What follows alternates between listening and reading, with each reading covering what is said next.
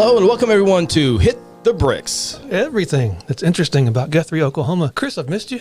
I know, it's been a while. It has been a very long while since we've sat across the table, talked to each other through microphones. The memories have come back. Right? And it's a flood of emotions right now. I'm ready for new memories now. Yeah.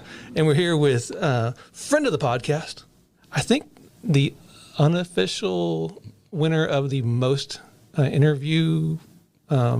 I didn't write that. I didn't write Clubhouse that leader. Yeah, clubhouse leader, Mike Williams. Hey, I'll go with that. Welcome back. Yeah, to Hit the Bricks. Great to be back. Yeah, Mike's with the Territorial Museum complex. Well, yeah. Carnegie Library, Territorial Museum, Yeah. all that's going on over there. So welcome back to the show, Mike. Well, thanks for having me, man. Yeah. I really appreciate it. I like talking all things Guthrie. Right. It's pretty awesome. Chris and I are pretty friendly too.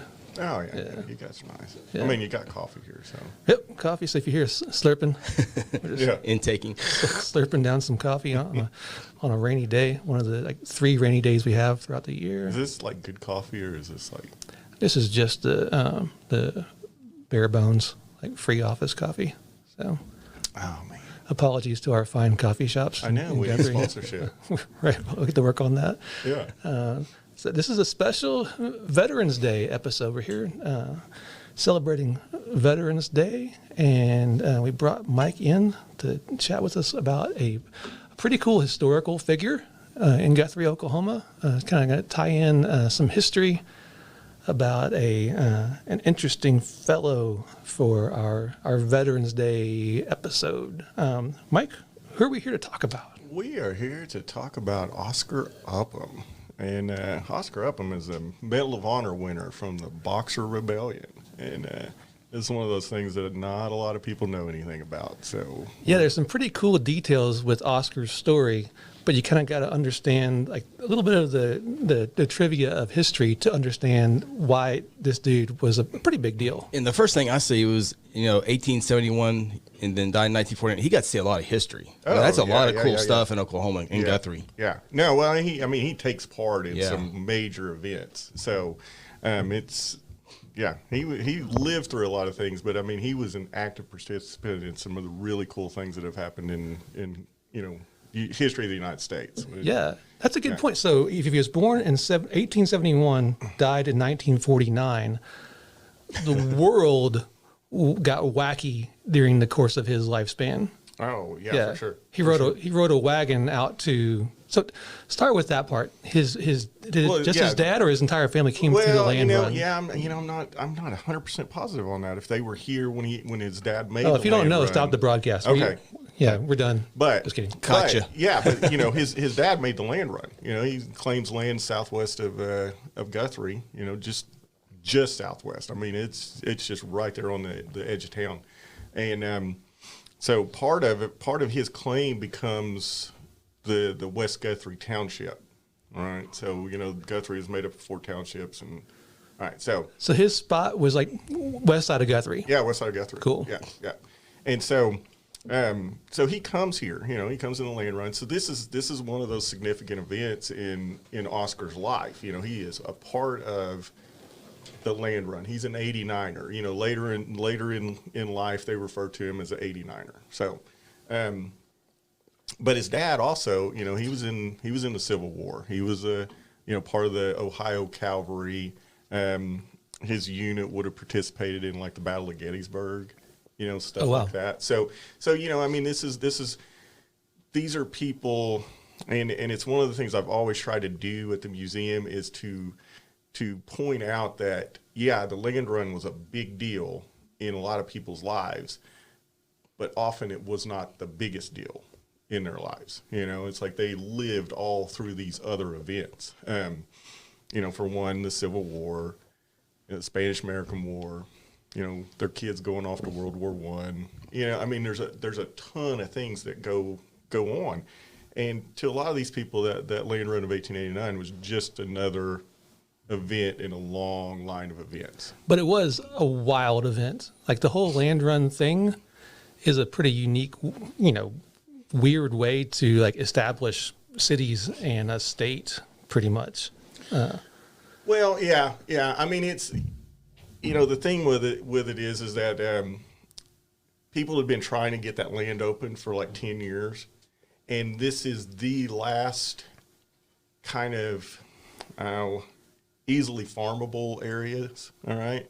Once you get further out, you get out past the 100th meridian, you got to have irrigation. Here in the unassigned lands, we go out to the 98th meridian, and you get ample rain. You don't have to irrigate. So this is one of those prime spots that's left.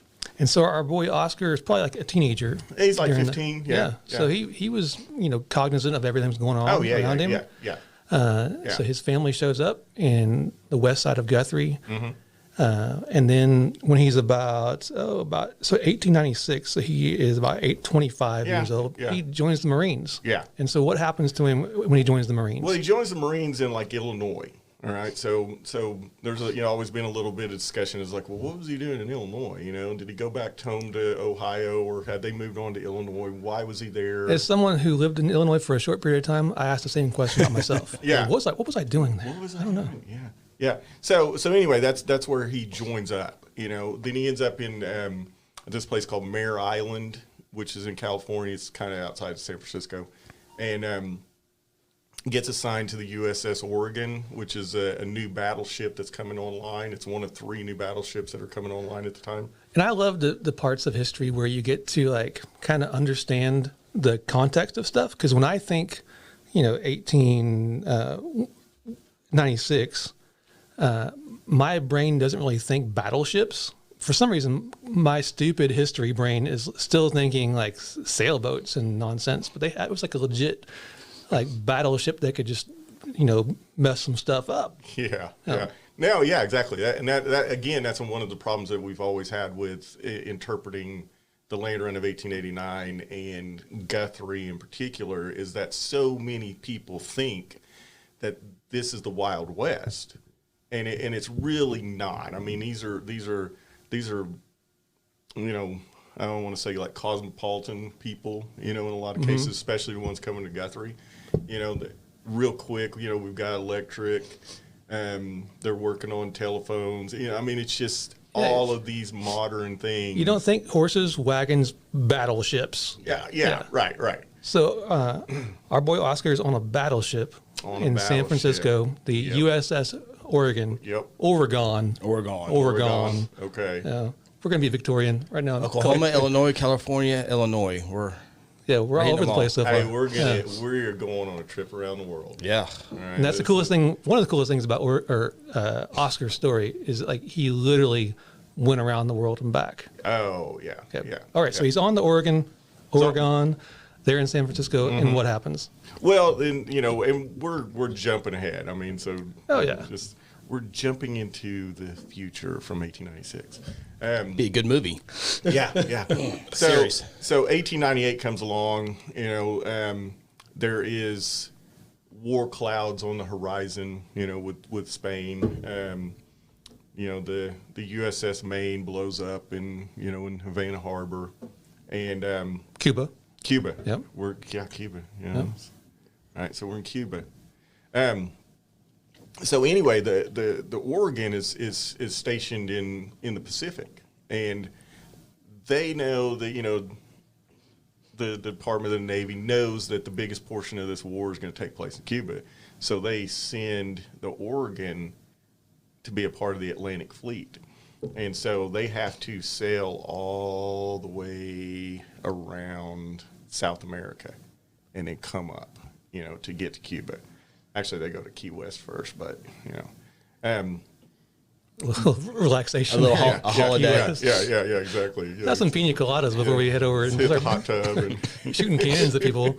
So, but anyway, they do this. They at first they're actually in Bremerton, Washington, and they're doing repairs on the ship, and then they get orders, so they head down to San Francisco, where they're going to take on a new captain. They're going to load the ship with munitions, and they're taking on coal.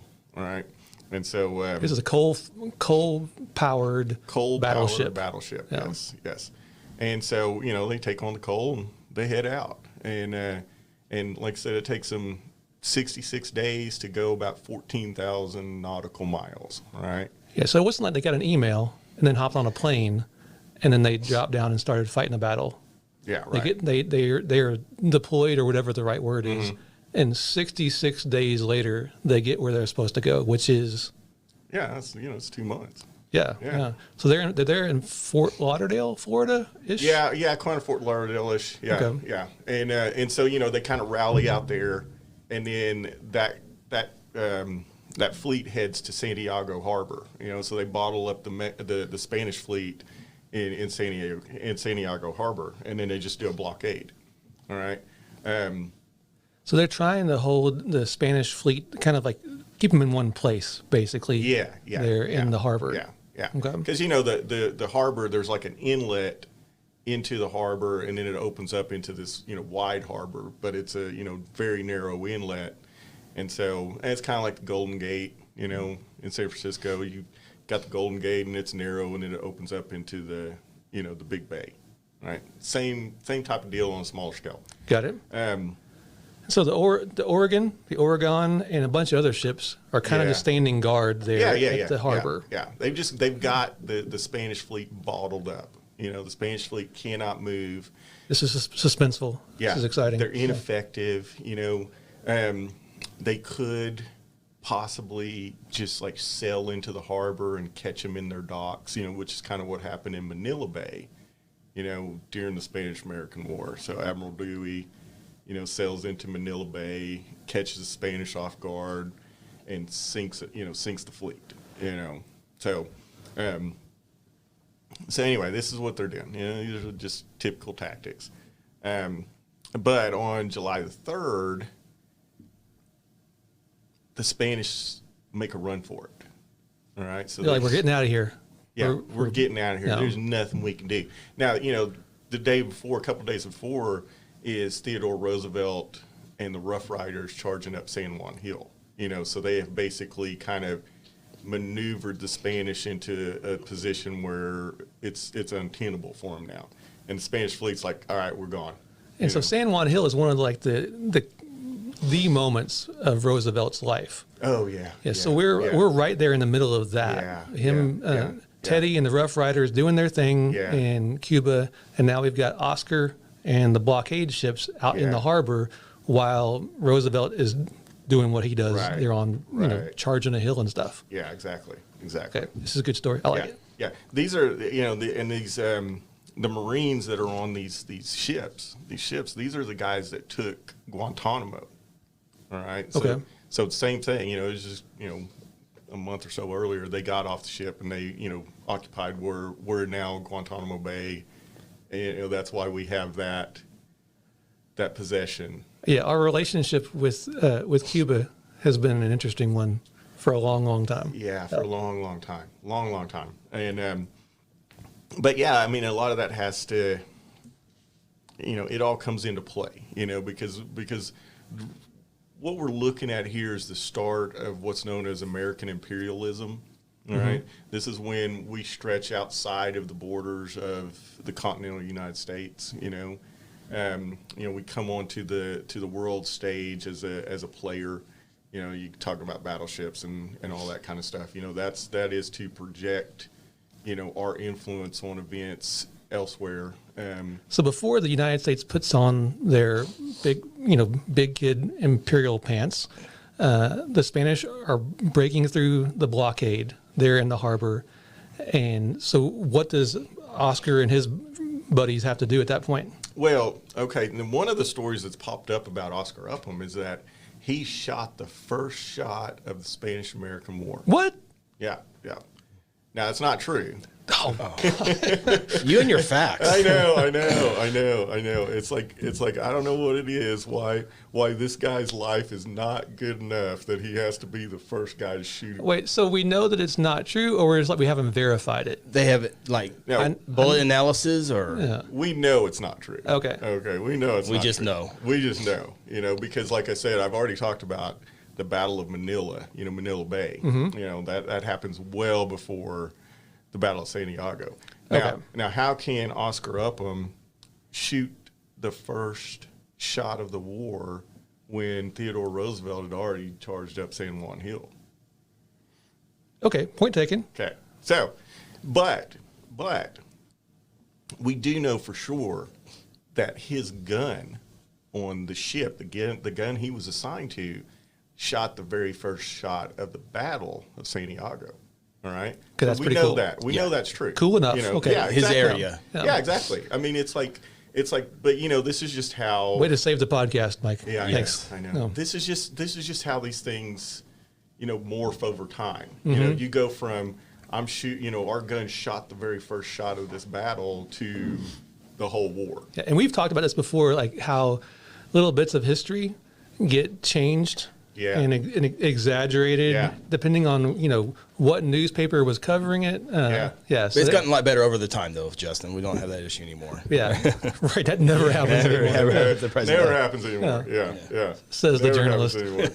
Well, I mean, it's just that's how that goes. It's like we even don't even know how to tell our own story. And how twisted that will become. It's like I can tell you stuff I did in high school, and it's probably not even what I did. Oh yeah, so, absolutely. Yeah. So I mean, it's just we remember big. We do. That's okay. We do. Yeah. We do. It's like I was so much cooler, when I was in high school now than I probably was at the time. So. All right, Oscar fires that shot though. His gun fires that shot. Yep. There's no doubt about that. Yep. We know that's in the dispatches about it. His battery's the one that shot the first shot, and so as these Spanish ships are coming out, the American fleet is just laying waste to them. And they had different types of guns. They had their heavy guns, they had lighter guns, and then they had anti-personnel guns, and that's typically what the Marines were firing, was these anti-personnel guns. So they're like raking the decks of this ship, just shooting sailors down. And so anyway, this is not going well for the Spanish. This is not going well at all. I mean, they're stuck. They're trying to come straight out in a line, So it's like all of these ships are just targeting the first one in the line, and then they target the next one in the line. I mean, it's just in a span of what time? This doesn't take long. Okay. I mean, this is 15 minutes or so, and they have knocked out tons of the ships. Now a couple of them break free, and are sunk later on, or they've suffered so much damage that the Spanish will actually scuttle the ship, so they open up all the portholes and let the thing flood and sink to the bottom, But they get them close enough to the shore where the crew can escape. But after I think about 2 hours, the whole thing is completely over, and there is no Spanish fleet anymore. But the Oregon and the Brooklyn, they there's something about they had to chase down a few of these ships, and over the course of 60, 70 miles, it was kind of like a back and forth of them. Well, sort of a back and forth. They're running, and I love how exact you have to be, Mr. Historian. I know. They're running, and they just don't have the technological ability that the Brooklyn and the Oregon have. I mean, these are super modern ships at the time in comparison to what the Spanish have. Their Wi-Fi was just incredible. Yeah, exactly. I mean, it's like there is no buffering with these things. They're just, they're out there and they're catching up. And so they broke off from the engagement and chased after these ships, and I think they started shooting at them 16 miles away. And so they're lobbing shots at them. Oh, that's not even fair. Yeah, exactly. So yeah, this is a different world. This is modernity at its most brutal. All right. And so Oscar, our good friend Oscar, we're not even to the part of the story where the whole Medal of Honor thing comes into play. This is just him being part of this kind of the wild world of the Spanish-American War, which I have to admit, my high school brain, whenever they talked about the Spanish-American War, it's in that part of my brain that doesn't remember anything from high school. I remember the name, the Spanish-American War, but the significance of it and what happened is just kind of gone from high school for me. Yeah. But it was like a huge world encompassing kind of thing. Well, you mentioned Manila, yeah, which is not anywhere near, Cuba. Not near Cuba. Yeah. Nope. So this was going on all over the place. Well, I mean, this is the end of the Spanish Empire that started with Columbus. Okay, I mean that's how significant this is. They have dropped so far, from the world stage that America has risen and taken away their empire. All right, we come out of the war with Cuba, sorta, because this thing called Teller Amendment, where we would not annex Cuba and Cuba would remain, a free country, because the pretext for war was to, help them in their self-determination to create their own independent country, free of Spain. All right. Sure. But we end up with Puerto Rico, Dominican Republic, Guam, and then the Philippines. And at the same time, we also annex Hawaii. All right, that's not a part of the Spanish Empire, but we go in and annex it. It's like while we're at it. Yeah, while we're at it, it's like, hey, if we're gonna be players in the Pacific, we need Hawaii. How long until Hawaii becomes a state at that point? What was it, 1951? Yeah. So, which is a wildly modern thing when you think about the fact that Hawaii, wasn't a part of the United States as a state until then. They saw it as a future development. Yeah. Well, again, that's why we're talking about, American imperialism. This is America, the United States joining, this effort to colonize the world and, take advantage of these natural resources that are in these places and, so we can take our Navy in there and exert our power and. And our good friend in Guthrie Blue Jay, Oscar Upham, is he's sailing the seven seas. He's part of it, yeah. He's experiencing all of this wild upheaval around the world at this point. Well, so is he a leader on this deal, or is he just kind of private? He's a private. He's just a private on the ship. Now, the Marine Corps is a little different at the time. I mean, this is when it changes. Starts changing into what it is now. Where it is the early expeditionary force into these these hot spots. Before they're like the guards on the ship.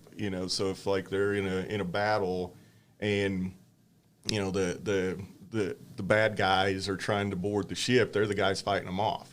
So things are changing. The technology's changed. Us projecting our power, outside of the United States, is going on. And so, you need these kind of rapid response type units that they've turned into, So this is a different. I mean, not long before and or after this, they were looking to join the Marines and just into the Army, just totally do away with them. So they had to, reinvent themselves. Okay. And so this is kind of when that starts. They're like, hey, we see a need for this, and if we could have, this many guys on board, or part of these fleets, then we can go and project. So, so Oscar's there for Spanish-American War. It it does its thing. Yep. Spanish-American War winds down. United States has all these new territories and whatever. And then something starts to happen in, of all places, China. We're just bouncing around the world at this point, and Oscar's right along for the ride. I'm gonna mention something else before we move into China. Please do. Though, is that but prior to the war with Spain, there was no Panama Canal. Oh yeah, for sure. And so that's why that took that Oregon ship, 66 days to go from San Francisco all the way around to be on station in Cuba. So today, if you took like a cruise ship from San Francisco to Fort Lauderdale, you could go through the Panama Canal and you're there in like, a handful of days. Yeah, it's like 2 weeks, but that's probably stopping places. So yeah, I mean, it just totally Yeah, you're stopping the party like 4 or 5 times. Right. Along the way. So they did that, and this was an argument for it. It's like, so this ship that Oscar's on is an argument to open this canal that joins the seas, and that was basically the reason. It's like, we need to be able to protect both coasts, and to do that we need this canal, which was like, it still is an engineering marvel of the human species. Oh yeah. So that's one of the things, like I said, this is the modern world that we live in is starting to be created. So I guarantee you that our good friend Guthrie Blue Jay, Oscar Upham, was telling his kids and grandkids, yeah, sure, you can go through the Panama Canal now, and it takes you like 4 or 5 days to get from point A to point B. And he's like, I sailed it in 66 days. Mm-hmm. Yeah, you're welcome. Yeah, yeah, you're welcome. It's crazy, but yeah, going back to what you were talking about, we've got all these possessions, and now things are happening in China, so United States and a bunch of other countries are kind of like exerting their influence in different ways all over China at this point. Right. So things get weird in China. Things get weird in China. Yeah, things get weird in China. Basically like the Qing dynasty, all right? Which is spelled like Qing. Yes. Yeah. Cool. Yeah. This is such an educational podcast today. I know. I'm so glad that we're talking about this. Right? It'd be too easy to do CHING. Yeah. Correct. Yes. Too easy. No. Oh yeah. We could get into the I don't remember what they call it, pinyin or something, which is the American or English Anglicization of the Chinese language. Yeah. Next episode. Yeah, exactly. We'll go deeper. So the Qing dynasty, they're in China. What's going on? They're in decline. They're in decline, and their heyday is past. Has passed. These imperial powers have come in and taken possession of parts of China, like England, Germany, France, Italy, Austria, Russia, Japan, United States. Everybody is kind of like messing around. Yeah. I mean, they are basically slicing it up like a pie, and everybody has their little zones of influence, and they're all pretty well working together with it. On this, they're not, they're definitely competing. That's the reason for colonization, is to get in there and, extract natural resources and open markets for, consumer goods that they're making at home. These are always economic things that are going on. Sure. Right? I'm sure they all agreed on everything, sliced everything up even, and went on their way. Oh, absolutely. Yeah. It's like, you take this and we'll take this. And we're all here to be fair and honest with each other. Yeah. And, there's... I'll get to that. I'll come back to that in a minute. Next chapter. Yeah. So China's complicated right now. China's complicated. Yeah. China's all these countries are there, trying to exert their power over stuff. Mm-hmm. But you still have the Qing dynasty there in China. Oh, yeah. What's happening with them? They're still in control. Ish. Yeah. Okay. They're still in control. This is 1,000-year. This is 1,000-year empire here. Oh yeah. This is this is a big deal, but they are technologically behind. And this is part of industrialization and things like that. And but the people, the peasants, the people out in the rural areas are seeing the decline of their opportunities, the decline of their religion. They're being forced to do labor that they don't want to do. It's I don't want to call them slaves, but they're almost there. So life kind of sucks for these folks. Yeah, exactly. And so they're looking for a reason why, and it's like, man, our gods are mad at us because we've allowed, these Christian missionaries to come in here and convert our people, and now we're paying the price for that. We need to get rid of them. We need to get rid of these people that are doing that. We need to get rid of these people that are, digging into our mountains and, pulling out, all these natural resources. And, got to get rid of these people. This is why the Qing is in decline. So what do? They start banding together. They start forming. Really, kind of the best way to say it is they start forming militias.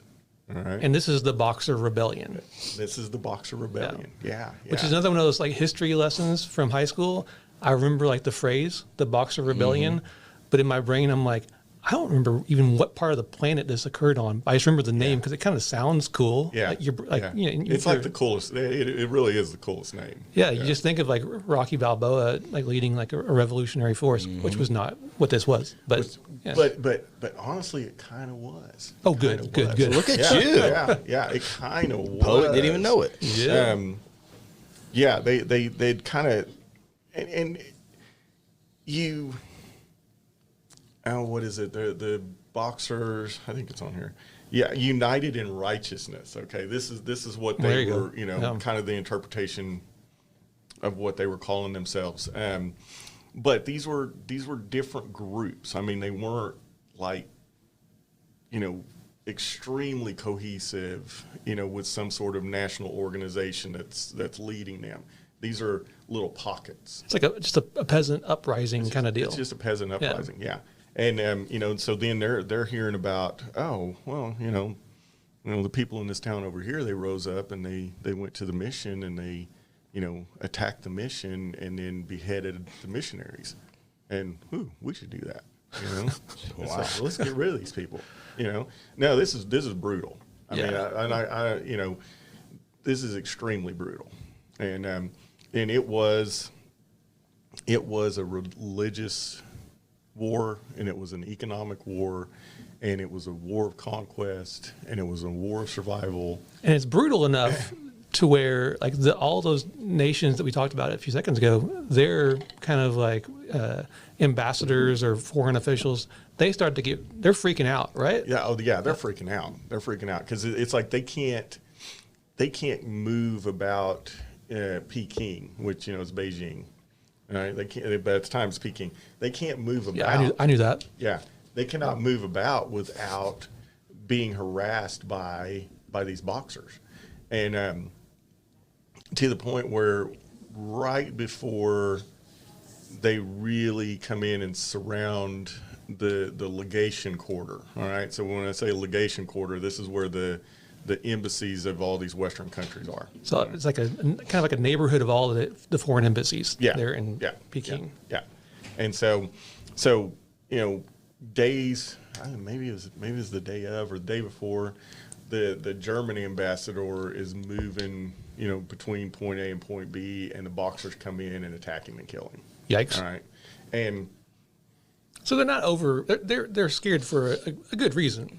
They're freaking out because people are getting and dead. Yeah, people are getting dead. I mean, it's like I said, they're chopping heads off in the countryside and putting them on pikes and setting them on the road, saying, "Hey, don't come here." It's like we don't want the white foreign devils, in our areas. We don't want them in our towns. If you come here, we're going to do away with you. Sure. You're going to need some good language interpreters because I can imagine all these different men from different countries, and you say the wrong thing, and it could be bad. Yeah. Oh, sure. I mean, you said what? Yeah. And I don't even think you needed. I don't even think you needed to say anything. I think you just showed up and you were a Westerner. The visuals were compelling at this point. And I'm saying this, and I'm saying this, but they're doing this to Chinese also because they went to war with the Chinese converts also. I mean, it was like anybody that had, perverted. So this is kind of like almost like a civil war in itself that also involves all these other foreign nationals. Is that the right phrase of these embassy, other countries that are there? Yeah, they'd be foreign nationals. Yeah. And so all the folks at the embassies, they're scared to death. They think they're getting ready to be murdered. Yep. Probably rightfully so. Rightfully so. And so they're calling in for reinforcements. And of course, our good friend, Guthrie Blue Jay, Oscar Upham, somehow he gets involved in this. He had the weekend off. Right. He is, his, actually the Oregon had run aground in Japan. Oops. And so they had shipped, or they'd shifted the Marine contingent from the Newark over to, or the Oregon over to the Newark, and they sailed over to China in the Newark. And landed, marched into Peking, and started guarding the embassy. So there's about 400 some soldiers, Marines, different folks from different parts of the world. Yeah. But we've got the United States has about 25, 26 Marines ish, something like that Oscar is a part of. Yeah, I think it's around 35 or so. Okay, cool. Yeah. That's their contingent, and the English had more, France had their contingent of Marines, because there's a combined fleet that's off the coast, and so a lot of these people were these Marines, off of these ships, and what they called blue jackets, so the sailors off the ships, and they took them into Peking and fortified that legation quarter, and it gets, surrounded by the Boxers and the armies of the Qing. So they're under siege now. Yes. Oscar and his friends are protecting the embassies there, and they get surrounded, and they're under siege for 50 some odd days. 55 days, yeah. So they're fighting off these folks, this revolution there in Peking, just trying to keep from getting murdered. Yeah. And so while reinforcements are on their way, Oscar and friends, that's when they earn their medals of honor. Medals of honor. Yeah. So Oscar and about 15, 16 other, is that right? Something Marines? Like that. I think it's all told in the Boxer Rebellion, I think there's about 60 guys win the Medal of Honor, for various things. Oscars is for, building barricades. That's what the citation says, building barricades, constructing barricades. You're like, wow, okay. Well, but honestly, it could be for making soup. It doesn't matter, because they're under siege, trying to keep from dying. Yeah. And whatever it was, it could be for doing laundry in the middle of a siege. And I'm like, give him a Medal of Honor because they're getting, shot at and bombed at. Yeah. There's a great quote that you guys have on this exhibit at the museum where Oscar says, all through the siege, we had never held out any hopes of a rescue. So they're under siege, and they're we're probably going to die here. Yeah. Oh, yeah. I mean, this is like, the Alamo, is what we're talking about. It's like, these people are going to get overrun, and they're going to die, and all these people are going to be dead, and it's, the military contingent, all the diplomats, and plus all of these, Chinese Christian converts, that are just within this area. So they're not expecting this to end well. No. So 55 days of this siege. Yeah. They're not expecting to survive this. But eventually the reinforcements arrive, and it's a massive amount of troops. From where? It's known as the 8 Nation Army. Okay, because another cool name. Yeah, exactly. Sounds like it should be a song. Right. It gets played at every sporting Very event. repetitive. Yeah. But it's this 8 Nation Army, and it's got all of these contingents from these legations, these embassies. All these countries that have some sort of national interest in China. So this is almost kind of like a World War before World Wars were a thing. Oh yeah. Definitely a road game. Yeah. Right. And it's wild whenever you look at the players. You've got England and France and the United States, Italy, Japan, Russia. All right, these are all allies in World War I, and then you've also got Germany and Austria and Italy, So there's your, I think I already said Italy. There's your 8, there's your 8 participants. And these are the main players in colonization, at the time. So, and even, it doesn't even take 5 years for this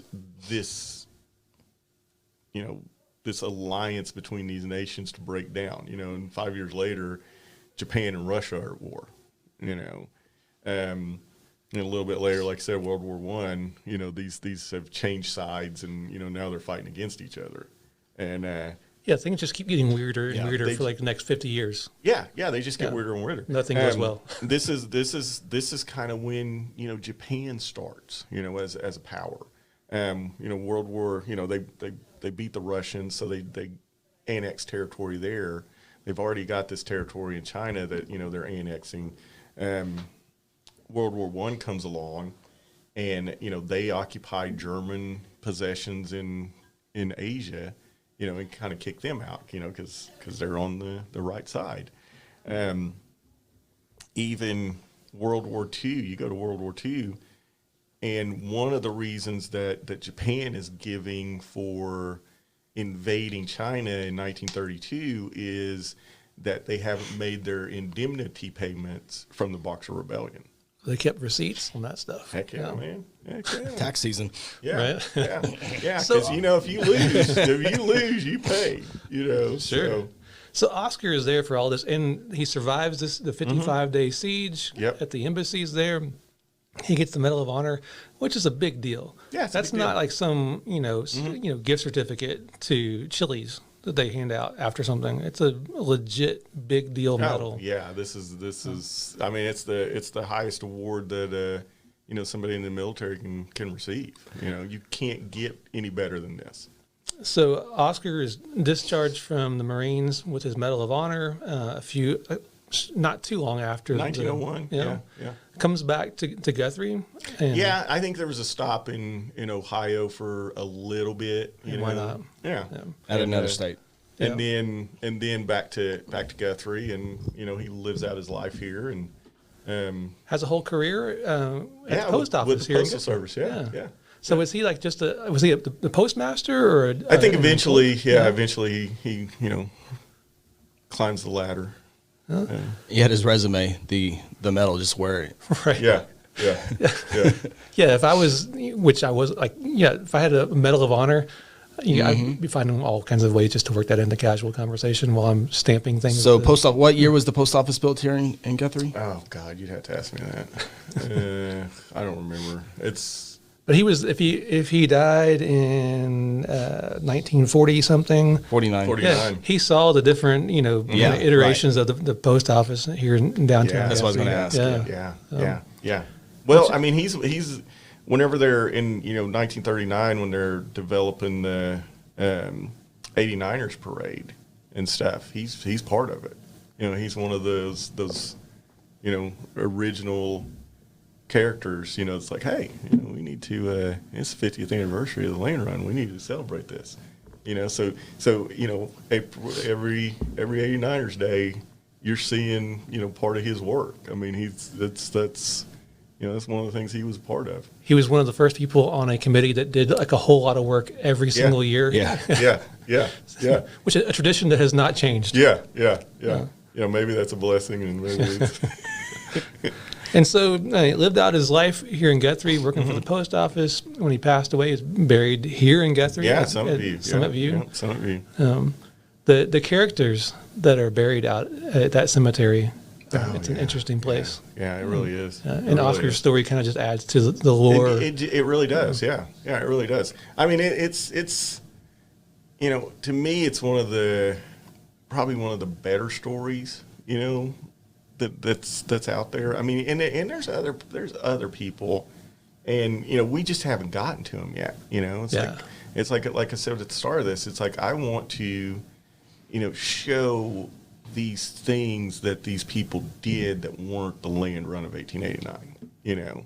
And let people know that these were people with full lives, and you just don't know. It's like you really just don't know who you're talking to a lot of times. Whenever you're walking down the street and you're saying hi to somebody, you never know what they've done. Oh yeah. And they knew what he did. I mean, it was well documented in the local papers. How did you come across Oscar up at Mr. Blue Jay? Well, we knew about him. Okay. I mean, we knew about him, and I'd written an article on him, I don't know, 5 or 6 years ago. Because, like I said, he's just one of those fascinating people. It's like, man, people need to know this guy. It's a shame that we don't have a Oscar Upham Memorial or something. It's like the gymnasium's not named after this guy. You know what I mean? It's like there's so much that could have been done with this, with him. But now, a couple months ago, I think we. I want to say maybe July, one of his family members came in. And, yeah. Well, no, his family still lives in the area. Yeah, I mean, died in 49, so I'm sure that's the case. They missed it with the Oscar J. Upton Post Office. Yeah. That would have been perfect. Oh, yeah, that would have been a perfect name on that building. Yeah, I mean, that's something we could, push work. for. Yeah, we got streets and stuff. We can. I mean, exactly. It's like Oklahoma City has a Flaming Lips alley. Yeah. Why can't we could surely be you could get Upham Way, right? So. I'm saying it's the up and post office of it. Up and come in there, and that'd be cool. Yeah, no, I'm with you. I'm totally with you. But he lived long enough to not only did he see all that stuff with the Spanish-American War, Boxer Rebellion, traveled the whole world basically. Mm-hmm. He lives long enough to see the end of World War II. Yeah, the entire world is a different place when he passes away than what he saw as a teenager in the land run in Oklahoma. Yeah. I mean, think about that. Think about the fact that his dad's unit, and like I said, I don't know for sure that his dad was at Gettysburg, but his unit was at Gettysburg. Okay. So more than likely, he's there. So your dad's at Gettysburg, all right? You're in the Spanish-American War. You're fighting in the Boxer Rebellion. You're living through World War I, World War II, the Great Depression. I mean, he's got storytelling game. I try to tell stories to my kid and make it sound like, I've seen things. Nope. No, I haven't seen anything. I know. Yeah. So Oscar lived through a part of world history that's super wild and unique. Yeah. And so folks who want to learn more about Oscar, there's an exhibit there at the museum right now. Yep. We've got an exhibit. But like I said, the family member came in and they're like, hey, we got his medal. We're like, oh, really? Oh, really now? Really? They're like, yeah. Because do you guys want to do something with it? And I was like, well, yeah. And so anyway. So you can go to the museum right now and see the Medal of Honor. It is there. It's there. Oh, wow. Yeah, it is there, and it is on display. A letter of authenticity on there? We've got the citation, too. Okay, there you go. Oh, that's cool. Yeah. So you can come in and you can look at it, and it's right there, and you just think about it, and it's like, man, a lot of people, this was just the mailman. Yeah, that's a good point. People are just for years, people probably just got their mail from Oscar every day, and may not even realize that this dude was everywhere. Did it all. Yeah, he did it all. I mean, it's another thing that we got was a copy of his journal. The original is actually in the U.S. Marine Corps Museum. That's in Quantico. So no, we've got a copy of it. So, we read through it. And it's just incredible because he's keeping a day-to-day record of the siege. All right, and on top of that, books that are written about it, he's footnoted constantly. Because he's one of the few. Wrote it down. One of the few privates that had a journal. So you're not seeing just the people in charge's view of it. You're seeing an actual, That's super cool. Yeah. His mustache game is strong too. Yes, the picture of Oscar. I know. Yeah. Right. Yeah. Mustache is really second to none. Yeah. He even has that look of he's kind of looking up into the distance. Just seems that was in China. That's where he got that picture. His look on that picture. This says I've seen some things. Yeah. Oh, I mean, he talks about shooting people.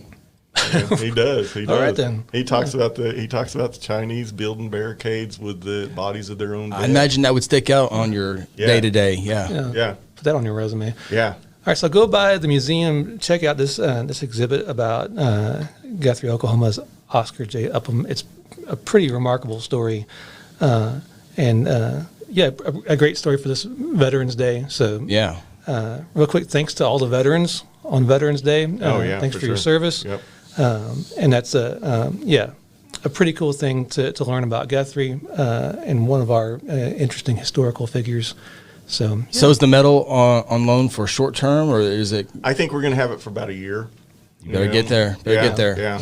Yeah. And hopefully it would find a home with us at some point. But that's cool, man. I don't think I'd want to part with it if I was, no kidding. Family. Yeah. But I appreciate the fact that they're willing to loan it to the community and let the community have access to that. I think that's, for sure. That's Is his family still in the Guthrie area or Oklahoma? Yeah, Guthrie, Oklahoma City, Airman area. Yeah. So wow, cool. Thanks to them, Mike. Thanks for coming by. Oh yeah, anytime, man. I love coming by. Our resident storyteller. I know. I feel so much smarter every time he comes by here. It's awesome. And a history lesson. That is my goal, man. Yeah. That is my goal. Impart your wisdom. Upon me and Chris. Yeah. We're I'm going at them one at a time. Yeah, we're a little less stupid every time we're here. So one at a time. If I can get somebody a little more education one at a time, I'm down to do it. Yeah. Thanks for being here. Thanks again, all the veterans on Veterans Day. Thanks to Aaron Ryburn for rocking the engineer duties over here, and we'll see you guys hit the bricks next time.